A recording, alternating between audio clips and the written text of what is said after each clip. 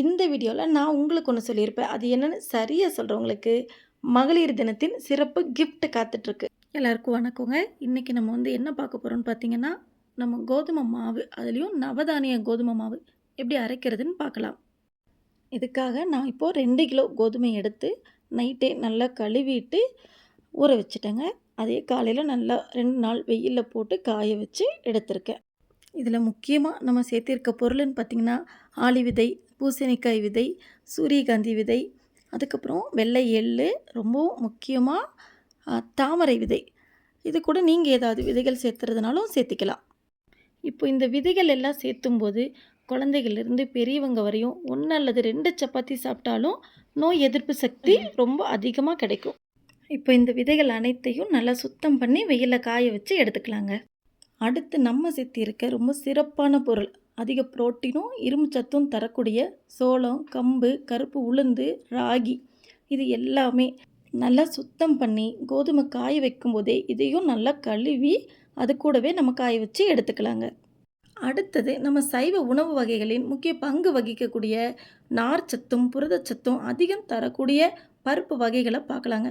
இதில் நம்ம பச்சைப்பயிறு, தட்டைப்பயிறு, கருப்பு சுண்டல், பாசிப்பருப்பு, கொள்ளுப்பருப்பு, இந்த எல்லா பருப்பு வகையிலையுமே நம்ம சேர்த்திருக்கோம். அதுவும் கல் மண் எதுவும் இல்லாமல் ரொம்ப சுத்தப்படுத்தி நல்லா புடைச்சி அதுக்கப்புறமா நம்ம அதில் சேர்த்திருக்கோம்.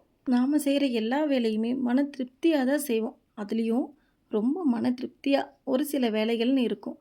எனக்கு இந்த கோதுமை மாவு, அதாவது நவதானிய கோதுமை மாவு அரைக்கிறது மனசுக்கு ரொம்ப திருப்தியாக இருக்குங்க. ஆரோக்கியம் இல்லாத மருந்தடித்து வரக்கூடிய காய்கறி, பழங்க, கீரைகள் இந்த மாதிரி நம்ம கொடுத்துட்ருக்கப்போ இது சப்பாத்தி என் குழந்தைகளுக்கு செஞ்சு கொடுக்கும்போது மனசுக்கு ரொம்ப திருப்தியாக இருக்கும்.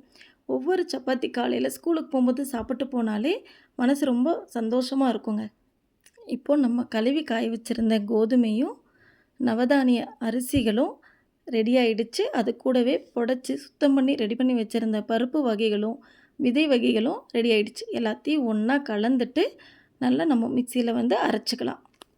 இந்த பெரிய கிரைண்டர் மிக்ஸி இல்லாதவங்க நீங்கள் மாவு மில்லில் கொடுத்து அரைச்சி எடுத்து வச்சுக்கோங்க.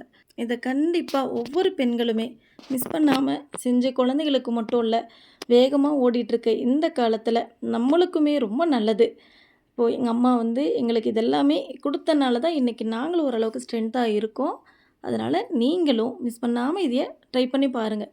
உங்களுக்கு இதெல்லாம் செய்கிறதுக்கு நேரம் இல்லை அப்படின்னீங்கன்னா நம்மக்கிட்ட ஆர்டர் கொடுங்க, நாங்கள் உங்களுக்கு டெலிவரி பண்ணுவோம். சமையலில் சிறந்தவங்க மகளிர். மகளிர் தினத்தன்னைக்கு எங்கள் அம்மா மூலிமா எனக்கு தெரிஞ்சதை உங்ககிட்ட ஷேர் பண்ணிட்டேன். இந்த வீடியோ உங்களுக்கு பிடிச்சிருந்தா மறக்காமல் லைக் பண்ணுங்கள். அனைவருக்கும் மகளிர் தின வாழ்த்துக்கள்.